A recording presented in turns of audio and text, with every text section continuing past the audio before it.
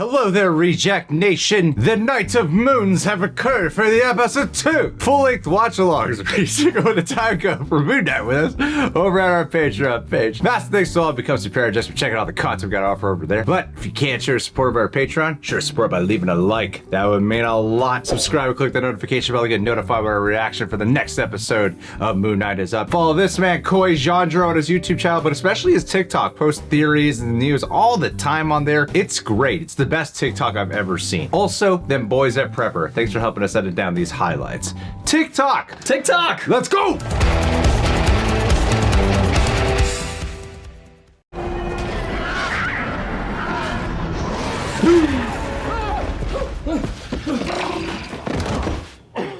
I can't tell the difference between my waking life. Just Greg doing accents the whole... I must warn you, what you're about to see is gonna melt your brain. Area 51, like MI6 bonkers, bruv. Yeah, all right, mate. Bruv. You ready? Yeah. Roll the tape. It's like he wants to show it off. He's like proud in his own way. Wait for it, here it comes. No, wait. Why are you going in? What are you doing, you donut? Just a minute. Oh no. That's not me. I've never made that expression I in my messed up life. the bathroom. Chipotle. Any museum property on your person? No, I haven't nicked anything. I swear. No, nothing. Oh. That's why he gets the job as a cabbie. I appreciate that.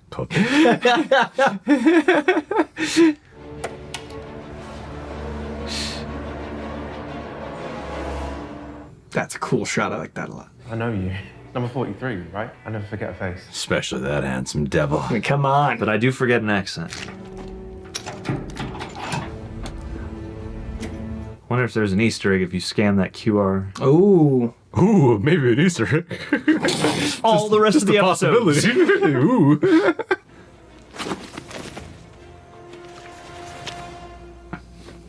Spector. It's totally real. Ooh.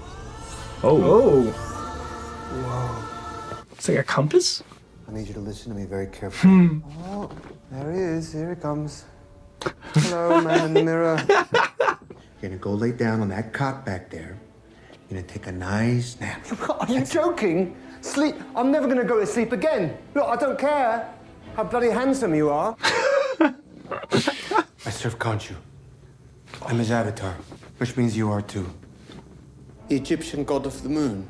Oh my god, that's the stupidest thing I've ever heard. Which is a fragment of an underdone potato. Now I'm gonna go straight to the authorities, and they're gonna put me away so I don't hurt anyone else, and hopefully, Ooh. Take your key. But who's the dominant body? Oh. That was cool. Oh, the shadows, too. That was beautiful. Ooh.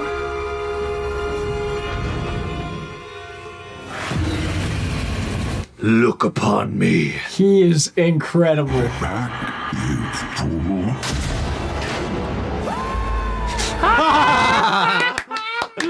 Solid Great choice. touch. I loved it. Oh. Mark? Where have you been? Is this Steven the latest fake identity for you? I figured that you were using...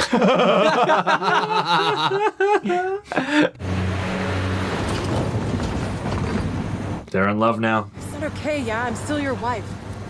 Nice. My wife. Did you say wife? My what? Are we married? He looks happy. No, this is my mum's flat. Marceline Desbordes Valmore. Je suis triste, je voudrais m'éteindre. You sent these papers, but you never signed them. Did I? This is what you wanted. Okay. Everything you told me that we needed to move on. You've been served. Divorce? Yeah, are we doing this or not? I don't expect you to believe me. Stephen, listen to me. Honestly, don't really believe myself. All I can do is try to... You're making a mistake.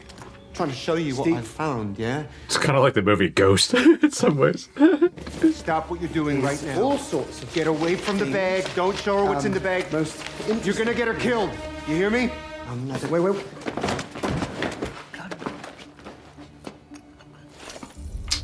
Now you've done it. I'm Stephen Grant. I work in a gift shop, and I think I'm in real danger. And I think maybe that you might be the only person that can help me. Oh, a little softy. Hello, officers. How are you? Stephen Grant. Anyone else here with you? Here with me? No, What's this? it's a paperweight. Where'd you get it? Paperweight shop. With some infinity stones around it.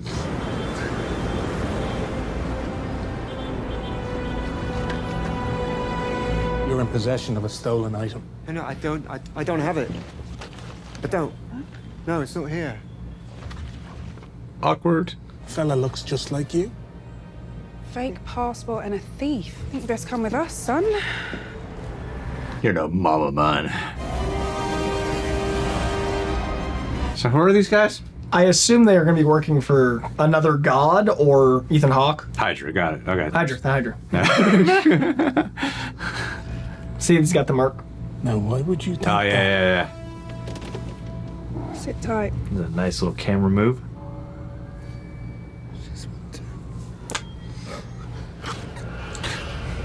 Marc Spector versus religion. It's not what you think. I am never giving you control again. Do you hear me? I hear you loud and clear, Stephen Grant of the gift shop. I'm curious, do you think that Khonshu chose you as his avatar because your mind would be so easy to break, or because it was broken already? Good question. Yes. Before you get excited and put on the cape, I'd love to take this opportunity to show you around. Oh. People don't want to hear good news. They'd rather cling to their fear, cling to their pain. Go.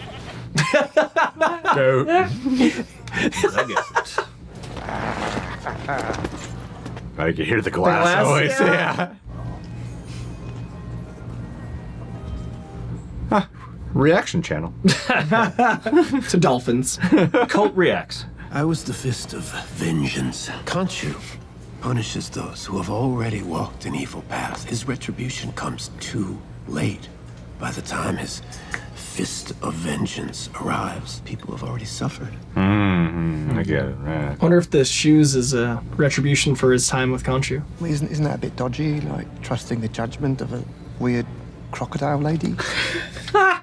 Amen will light the path to good by eradicating the choice of evil, which brings us to the scarab. Dude, she's like a precog. Minority reports happen, though. Functions as a kind of compass, leading us to Amit's tomb. Evil eradicated. Stephen. God, he is persuasive. Do not give Layla up. Just give me the body.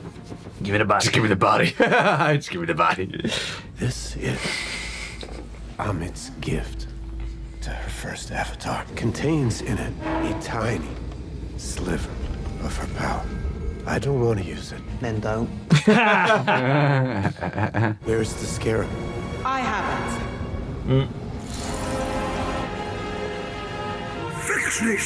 Summon the suit and keep this safe. Let's go, let's go. It's just so funny.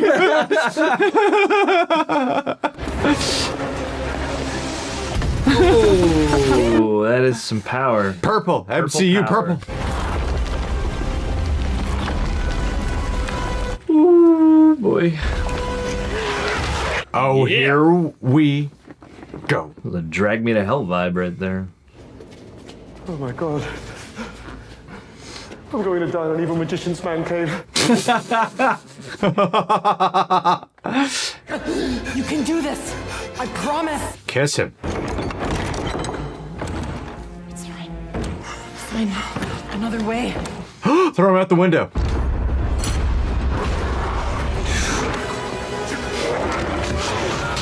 Whoa. Ow! Oh, that was so cool. cool. Awesome. Mr. Knight already? Superhero land. I don't know. She said I needed a suit. Yeah, the ceremonial armor from Khonshu's temple, not Psycho Colonel Sanders. Well, I don't know how any of this shit works, man. Where is the scale? Scales. Oh, Yes. like this. Oh no. Ow. And great use of character-based humor, too. Yeah. Oh, neat.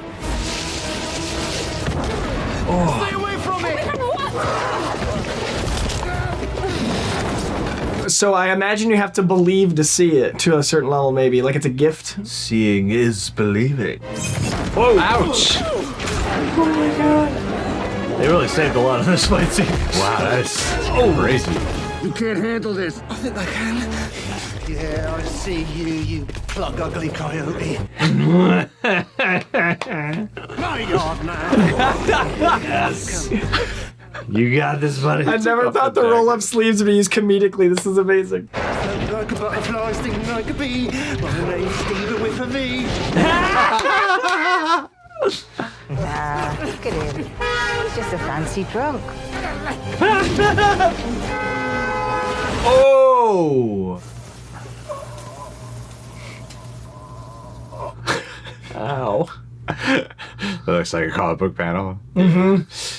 All right, do it. Take control for now.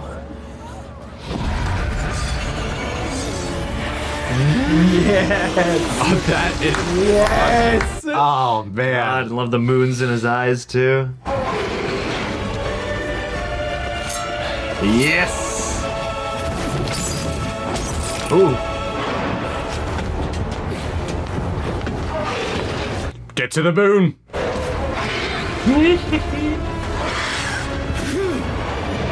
Disney Plus. There.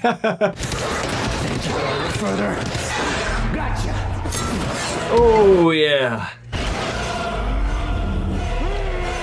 Oh! What a shot! Yes. Money shot.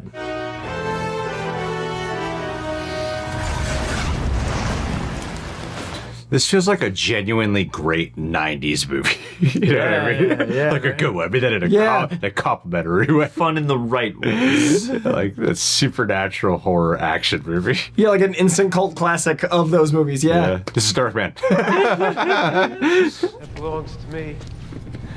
I can offer you food, clothing, but I am unable to offer you this. Thank you. Nah, We shit. should live to see the world we make. But I've decided you're a bad guy. You're judgmental. He's judging. Jerk. He doesn't want to serve the god. He wants to become the god. You guys like Khonshu got rid of him? So this is what it's like. Being on the inside. Oh, interesting. I don't trust anything you say. You hurt people. I'm never going to let you hurt anyone else ever again. Steven, shut up. Just shut up. I will never give you a moment. Steven, shut up. I promise.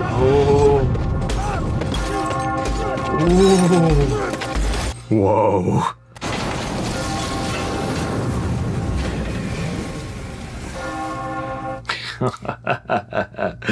You were nothing more than a corpse when I found you. You think you own this body? You may not like my next candidate, near and dear as she is to you. Where are we going? Where the hell do you think? Egypt?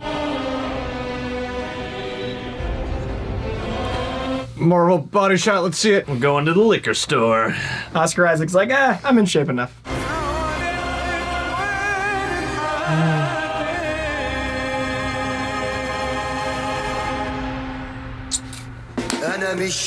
Yeah!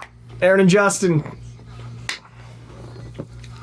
So there is no opening credits. It's just the Marvel fanfare.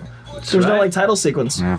Lets the show speak for itself. Yeah, I think it's the first Marvel show to do that. I think that before they shot anything, they got in a room and said, Yeah, before we write this first episode, let's make a shot list of how many cool symbolic mirror moments we could have. Put each amount per episode. They're like, we gotta spread that over 6. We have 60 shots. Let's do like 10 an episode from here on out. Minimum. That was the most frequent note was just, can we get more mirrors in here? Can we get more reflective surfaces? It's got more mirrors than the I've got Matrix. more cracks on this one. Yeah. It's, his inner always turmoil gonna- externalized through the rage.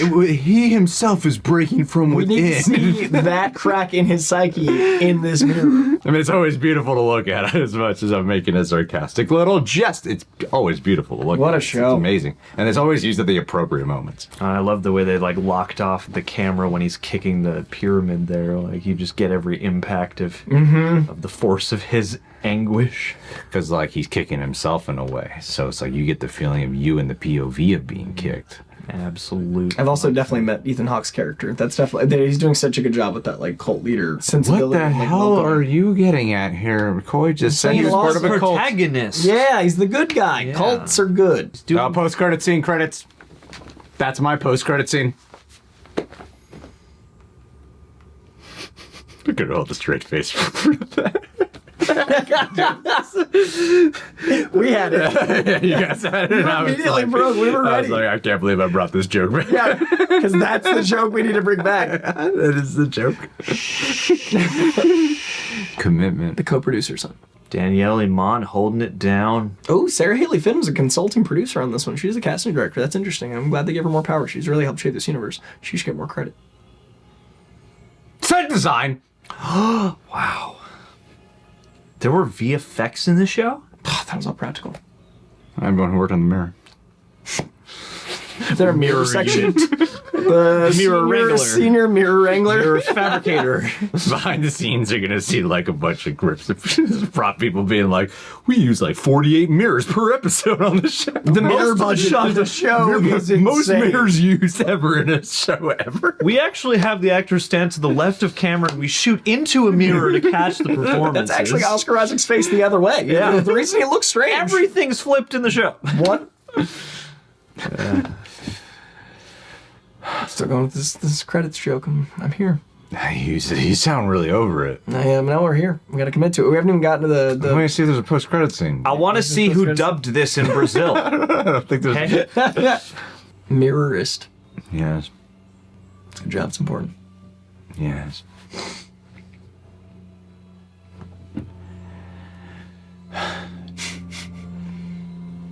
We pay Coy by the hour. This is a choice. This is truly a choice. It's worth the hour. Just play credits at me. I don't even talk about them. I let the just take run experience the out. credits. It should be the end of all our videos. Oh, Us watching the credits. At the very That's end. the reaction. That should be Maybe the end of the we'll video. encourage more people to appreciate all the people's That's time true. and efforts that go I didn't into it. realize I have that little. Yeah, that's healthy in the first one too. I like cool. that. I ignore my mental. Health. You see, people say mental health, and that always sounds negative. It's like you say mental health. It's like that's something that needs to be worked on. Okay. Just mental state. Is it healthy? Is it not healthy? But Physical state. Is it healthy? Is it not healthy? wouldn't you say your mental health does always need to be worked on? Of Isn't that course, like that's not what I'm acknowledgement? saying. No, but That like, 9 times out of 10 when someone says mental health, oh, it's got kind the of the connotation is you need to work on your problem. right. As opposed Like to you your mental go- health should always be addressed. It shouldn't Mental be- health should just be a category of like you know, Health. is it healthy or not healthy? Well, you know, here in America, we're just learning about mental health, so obviously we're only going to talk about it when it's a problem. I don't need to work Just on looking into it. it. My mental state is at a great health. Always at a healthy all-time high. All right, guys, let's review this. Let's. All right, I like the order last time. Please. Take over my body. I'm just dazzled. I'm really enjoying the evolution of this show, and I appreciated in this episode how much they really clung to and drove home. I feel like there could have been too much of the Steven and Marc debate, but I really love how throughout this episode you have that at play. As the end comes up, Steven actually gets a few licks in. He's kind of feeling it. He's coming around to the life that he has been plopped into. but then ultimately does give over control to Marc, and it's the beginning of what I would imagine could be some kind of interplay that's a little more amicable between the two, or at least a little more lucid between the two. Just even more of that dynamic between him and Ethan Hawke from the last episode to this episode. Like, I really cannot say enough about just how much I'm enjoying this thus far. And two, I mean, crap, I'm blanking on her name, but you know, the addition of Layla, there you go, do. You know, He reads the comic. I mean, honestly, expert writes the comics. I didn't ask for this. I'm just gonna go on record right now. I feel like a John episode 5. He's like, I'm not the one who said Just take the body, guys. Put me in the reflection and I'll just be quiet. But no. Comic John doesn't have a mustache though. I just picture like Comic John's the exact same, but like mustacheless. And then I got white chaps on. Oh, that's nice. That's my outfit and a big whip. But yeah, no. I like how this is sort of gradually growing. You get that pitch of Fight Club meets Indiana Jones, and you know, I feel like it's getting to that, but it's taking its time. It's growing gradually. It's doing that with a lot of thrilling and tense action and stuff like that. And one thing that struck me in this episode was, out of a lot of the Marvel stuff, this has a better grasp on humor circa character perspective rather than let's pepper in a joke that someone wrote as punch up or something like that. Like you said, that 90s action fantasy horror vibe where, yeah, he's a fish out of water. So of course there's going to be some humor that comes with that. And I appreciate that levity is able to balance off against what could potentially be one of the more cultish, sort of darker corners of the MCU thus far. So, I think the End of Days flavor really works for this, and I wouldn't have expected that. If you told me it was a 90s horror thriller type show, I'd have been like, that's like what you clarified twice, because for some reason that connotation is like a demerit, but in this case it's really not. Like, it's a very positive thing. It's like when you watch one of those from the 90s, you're like, that shit's good. Yeah, you go back and you're like, Dark City's great. So like, Spawn Director's cut isn't as bad as the theatrical cut. But like The Faculty, Final Destination, like there's a great genre Crow. Crow. But I think that really works with what you're saying with the humor sensibilities, is that since Moonknight is a funny character, but he's not Spider-Man. Moonknight is a funny character, but he's not She-Hulk. There's different types of humor to make these characters work, and this one does feel very authentic to not only the show, but to what I sense of the character, and it doesn't feel like it's like, oh, it's been dark for a while, make a joke.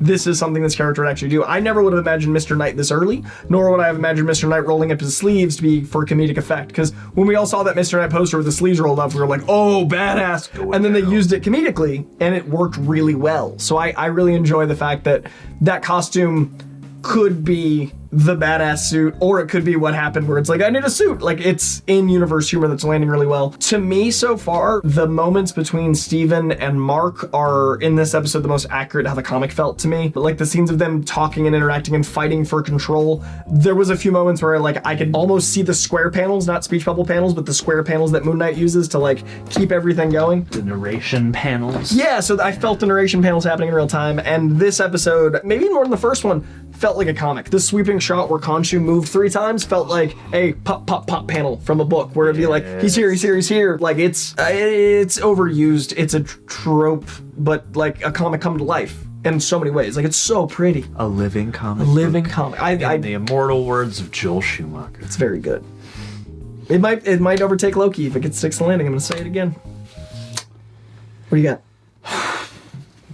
For the third portion, we both have to do the slow. Oh, okay, Reem. Which is Coy. Naturally. What do you think?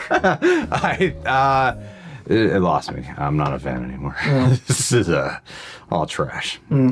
Your friends directed this? Yeah, I'm like so proud of them. Crap directors. I'm gonna tell them. Just saying. Crap. Guys. Utter crap. You guys suck. No, this is some of my favorite so far. I love how it's not even acknowledged the MCU. Like, it hasn't even done any of that.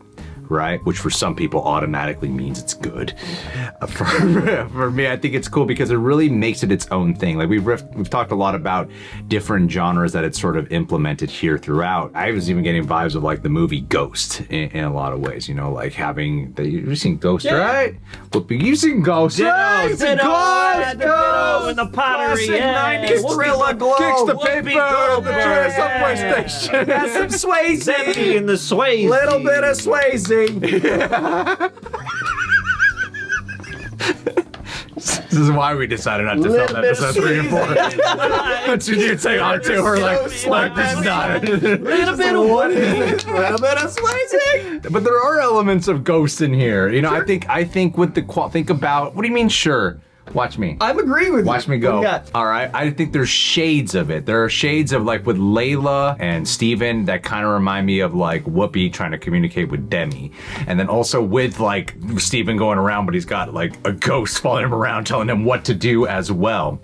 Has that vibe, but I think also even with Mr. Knight, they implemented like a tone and genre style that I just didn't expect. It felt something almost akin to like a Fred Astaire movie in some ways. I loved how in that fight, the way he is with his kind of suit and the way he moves around, kind of like a dance out of like a 30s movie. Then when they're fighting the Jackal, the both of them, the fact that they chose not to show the Jackal, it was working on so many levels for me. If like it was like watching because the suit kind of reminds you of like the Invisible Man for some reason, and then you're watching the Invisible Man fight something invisible and then the way they're moving around fighting it, you're just watching the choreography of the stunt work. It really gets to shine where usually if you could see the Jackal, you're distracted by them. You're distracted by the visuals around you, and it made it work much stronger. You're also seeing it through the perspective of how everyone else is seeing like this weird chaos of like, this is just a crazy man, right? This dude belongs in the loony bin, you know, that kind of vibe about it. I thought it was really strong. And the Layla relationship, I became more interested in her when she showed up and was whooping some ass. And I really liked the way Stephen Grant has an affinity towards her is what was maybe lacking in the marriage between Marc Spector and her. Yeah. You know what like I mean? Yeah. And so I liked having that extra layer to establish with like, oh, maybe she might fall in love with Stephen, you know? I've also enjoyed that Mark's like not the greatest, because like in the comic books, Marc Spector is kind of a dick, because Moonknight can be kind of a dick. So it was nice. Dracula, you nerd. Yeah, like that guy. He owes me money. Yeah. So I'm enjoying that we have a very likable protagonist and an unlikable protagonist as one protagonist, because like I see the need for Mark, but he's a Swiss Army knife. So far I'm not like, oh, I'm supporting Mark. Like I don't trust Marc Spector, and I like that because I'm rooting for our more squirrely guy because of how endearing he is, whereas Mark I was afraid would be more interesting and I'd be less interested in Steven, and I'm not yet. They both serve a different like narrative purpose. And I was also telling John before, I really like that this show, as you said, isn't connected to the MCU, because a lot of times like once a comic gets into the hundreds, people are like, oh, I can't jump on, it's too intimidating, it's a new arc.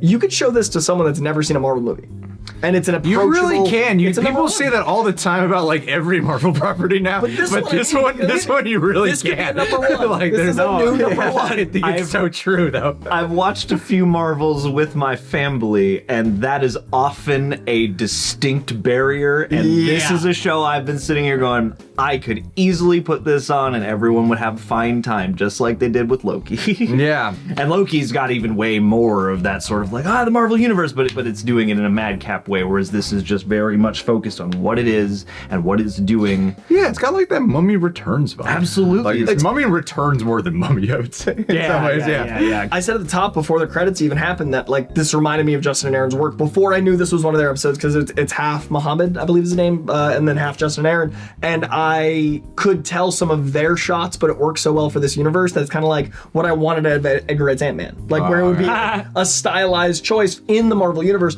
This felt like one of their movies while still working because Marvel let them, and it still also feels like the first episode. Like the tonalities totally play here for their universe, and I'm excited for their Loki now even more. Their thing that they directed before was like Good Times.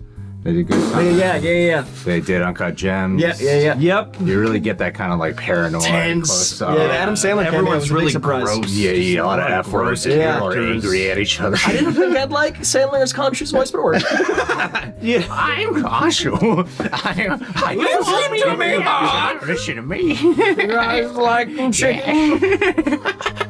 I really also, it's just a tiny little moment, but I really love when Layla actually. I like when We're gonna film the third one today. I can tell.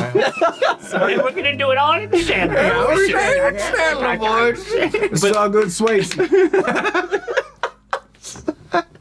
It was a tiny little thing, but it really struck me when Layla calls him Steven for the first time. She's accepting him. Yeah. I love too that how hard they make it, because he doesn't understand what's happening to him, and I like that it's really hard for him to get across what he's going through without being like, I think I have a split personality. Like, I believe the struggle in his being like so overwhelmed and perplexed, trying to communicate what is happening. Clearly, the interplay of like, okay, Mark, just keep making whatever weird choice you want to make, and then finally it comes around to like, okay, maybe this is more than I bargained for, more than I gave it credit for, or something like that. I also really like that I was reluctant for Mark to take over every time. Then at the end, when Mark did, it felt like the villain winning a little bit. Like when we lost Steven to him, I really liked that. I was like, no, we need the guy that's like less in control back. But we also see why we need Mark. And I love that last shot in Egypt. That to me, with him sitting with the drink, looked like Mark Spector. Like it was cool to see. Like that's the comic to me. Well, and it makes me wonder then if the third episode is going to dive heavily into, we're going to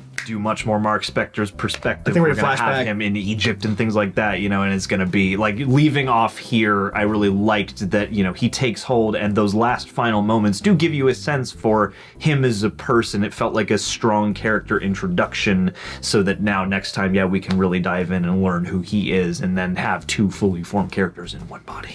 Yeah, and that's some fucking acting, man. We said it in the last episode, but Oscar Isaac, his eyes, there's so many moments. The crosstalk in that argument, which is all editing, but still, is so good. And I know that some people have a problem with the accent. I love it because it distinguishes them so completely that they're literally in the same outfit, so it'd be really distracting if they sounded the same. And you also don't want something that's too similar, and you have such a dichotomy between these two characters. It is two separate performances, down to the mannerisms, down to there's just so much.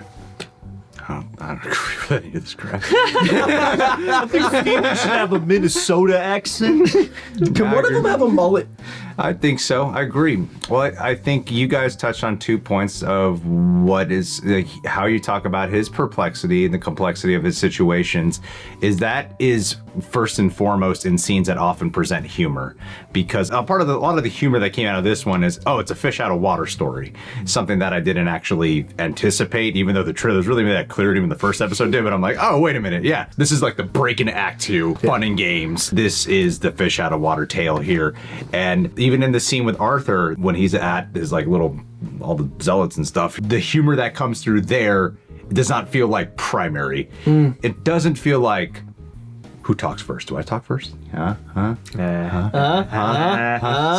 Star Wars Oscar Isaac. Doesn't feel like where this joke come from, right? And you're like, we gotta get the funny. Now. They fly now. Classic Oscar Isaac. Classic. Super cut. But how good the script is a testament to them getting Oscar Isaac back, because he was like, you guys screwed me with this in the same studio, in the same thing. So I see why he signed on for this, because we all talked I can't believe he's back to doing franchise anything with Disney. And this is the opposite. They're letting him go. Well, I think the way that you work with the humor, and I think what they've done narratively with Mark Spector, because John, if I'm not mistaken. Yeah. I'm listening. Sorry, I need you I'm to here to check you. Don't worry. In the Moonknight comics, yeah, it's usually Mark Spector is the protagonist that you're following. Yes, you are correct in assuming. God, your reputation is intact. I only read a sentence and I tried to retain it. And the sentence was Mark Spector. The sentence was as far as he got. No, so, this really would have been like a swan. Then I realized I was reading a different company altogether. What a strange thing. No, what I'm saying is that what you were talking about with Mark Spector of you feel like he's not really a good guy and they're leaning into that. They've done this cool narrative trick where they switch the perspectives, they switch to the primary person as you're going to be following, the protagonist, so to speak, and they're doing that thing with the supporting character, Mark Spector, where he is like the tough guy asshole, but there's a good guy under there. Yeah, we'll uncover him next. We'll next uncover week him on Moonknight. And he is slowly gonna be showing that because he's like the closed off, like the Wolverine, brutish, Batman-ish kind of guy. But he has the quote unquote save the cat quality about him because he literally saves our protagonist. Steven is the cat. Yeah, Steven's the cat. He's like saving our protagonist, and also maybe through these experiences. I was asking like, what will the arc of this show be? And as I'm watching this, it's like, okay, it looks like Marc is gonna have to learn to be a bit more vulnerable, and Steven is gonna have to learn to quit being such a wimp in a lot of situations, like he's not a wimp, but he's learning to stand up for himself, to fight back, and I think that's what makes you root for him so much. And I do like the idea of having one character have to go two different directions in his own arc. I like they the learn from each other. Yeah, they're going to learn from each other. Yeah, and then in the third act we get a cabbie. They're going to learn the best of both worlds, and you know what they're going to do? They're going to stand in front of a clean unbroken mirror. It's just going to be a one great big mirror, not ceiling. A crack in there. Beautiful lighting. It's going to be amazing. Very excited for him to accept it. And then Layla is totally Karen Allen. What's her name? Yeah. From Indiana Jones. Yeah. John, you're Marion, comics. Marion. You're the Indiana Jones Marion comics. Davies or Marion Crane. Marion Crane. Yeah. That's what it is. She has a Rachel Weisz look about her, which is funny. You mentioned the Mummy. Like she's got that like badass Rachel. Well, I thought what was smart is that she actually kind of looks like the person Steven was going to take out on a date with. Yes, that was clever. I thought it was her first. Yeah. I like that he's got a type even though he doesn't know his subconscious has a type. Like he literally has other side, both of them like this type of. Well, it seems like Marc, here's what I'm getting from the relationship. Marc is an asshole. Mm-hmm. That's all I got. No, Marc is an asshole. And it seems like the Steven personality is all derived from the good that he sees within Layla. Oh yeah. I mean, if you're looking at like all the French poems, like Marc, you don't like that shit. You don't read this flowery crap. Always watching football and cleaning your gut, picking your butt. That's what you're doing all the time. That's a really good note. I like the French where he's trying to form this positive self, perhaps. The hieroglyphics, the obsession with the Egyptian stuff. I like that. It's a good note. Yeah. I don't think it's a note. I think it's right there. Well, excuse me for it's a not mirror seeing it so of clearly. the things he loves. And Right. Khonshu is gonna be like, on my planet, I am considered an idiot. You. When they were talking about him and that, I thought his voice was going to pop in. Sometimes Tom Hardy does a little side work for Stevens. Yes. We need brains, Marc. Well, I think it was so cool how Arthur Harrow knew so much about what was going on. I loved how he was doing like a play-by-play too of what was happening, like what Khonshu was probably saying, like this is all predictable. Mm-hmm. You don't need to trust him. I know better. But it seems like they've really established that this guy has no interest in serving some higher god. I like him murking that fool by himself, and that showed us like, hey, he's not in it for actually, even in his mind, the selfless reasons. Like he wants to be the judge. Although I did like it a little bit more when he was doing it to serve. Like, I like the idea of like two gods battling it out, like two belief systems. I think that I'm waiting to see how they'll elaborate on that note, because that last beat where it's clear like, oh no, like there's something interesting about having him be, as he is presented, a servant, a leader, somebody who is compassionate for the people that he at least has seen to be worthy and good and blah blah. But then to see that moment pass and this this homeless guy who didn't deserve to be wasted, and he didn't even he doesn't even do did not weigh him. Doesn't weigh him on the scales, man. And so that's like an overtly villainous deed. And you don't see the compassion, and the compassion was interesting.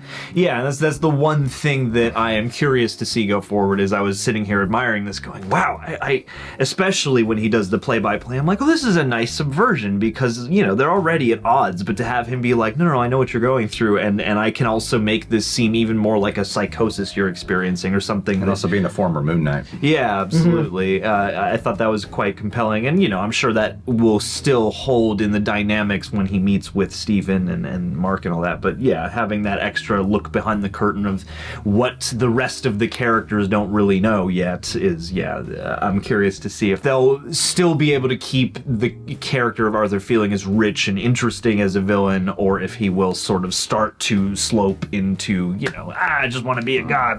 Can't wait for Midnight Suns. I mean, there's so much Ghost Rider that like pulls from this kind of mythology that because of this, you can get Ghost Rider to feel very natural in the MCU. As much as this is removed from the MCU, it really allows for an entire new corner, like Guardians did. Hey, like Khonshu's head on fire. You're halfway there. There it is. Boom. Feige's, feel like my skull's on fire, but I'm good.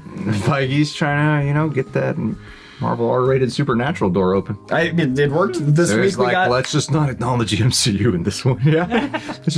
I wonder if it ever will. Like, if we get to episode 6 and there's any like. How baller He's would that the leader be? of the But Avengers. That's what would make it more rewarding when he does crossover with someone. Yeah. That because of the fact that none of it was ever mentioned before. And in the books, like whenever he's there, it's like, oh, shit's getting real. Moon Knight's here. There's been times So- he's teamed up, but that was all in his head. Right. He didn't team up with anyone. Yeah, so it's Is that right, John? You are doing so well. Don't even sweat it. That was Greg. the second sentence. And then Moon Knight wasn't with the Avengers. But it would be so cool. Whole book? It would be so cool to have a character who you never know when they'll show up in the greater universe, and when they do, it does come with that, like, oh, dang. Yeah. Stuff. Like, there's In a a tone white shift outfit, happening. like rather a bright, than, like, it's very presentational. I think these are two of the best outfits I've ever seen in Marvel. The Mr. Knight and the Moon Knight. I think they're both phenomenal. Yeah, and I love the cape, and I can see where it's sometimes CGI, but it really makes the imagery of a cape sing, and it's not easy to have a cape. Like in a universe that's grounded, it's a cape. I mean, there's shots where it's definitely practical. No, yeah, but it's like running on rooftops and stuff through So London. It's definitely CGI. It's just cool to get like the CGI. So parts of it feel like a little bit of American Werewolf in London too. I like that. Yeah. Oh yeah, good call. There's a lot of things here. Your friend's gonna watch this. I feel like we said a lot of good things. Hey, we like your work, and they have those Can you things. show them? I'm sure they have plenty of time to watch Oh, this. they 23. And They're good gonna- job on good time and uncut gems, guys. yeah. Remember that time You're the we made reason Good Robert Time Pattinson is the Yeah. Batman. You did this. Matt Reeves saw your did movies. this. In real life, watch Spring and the Endless. Justin and Aaron are incredible. Oh, the ones by the Safdie brothers. Yeah, the Safdie brothers. that's a good one. I guess Safdie brothers made Spring so good. The Safdie brothers So are known good. for their Lovecraftian. Yeah, that really dark energy, that weird sci-fi Safdie. Absolutely. Yeah. So they're gonna watch this? The sci-fi We'll send it to Safdies.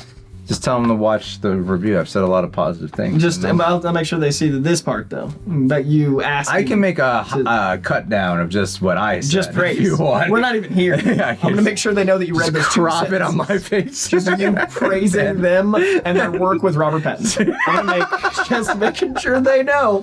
I'm proud of them. My own supercut of just people checking with me to make sure the comic book references Just the are on point, so that I can remember this one day for the rest of my life. Send that to everyone in town that you are the comic book expert. This will be my new Schmodown free for all. Is the one day, the one time. Rose to the occasion. Oh, You've been right. All right, guys. All right. It's done. Don't show your friends this part of the video. Tell them when it gets to 24 minutes to fast That's forward. it. That's the cut. Had enough. So, Two times speed. Once you hit 24 minutes, make sure to fast forward a little bit. Yeah. Anyway, we're done. Episode 3. Another. No. We'll look very different next time you see us. I'll have a beard. So I can't You grow better now. It's on. You can. It's on the record. Patchy.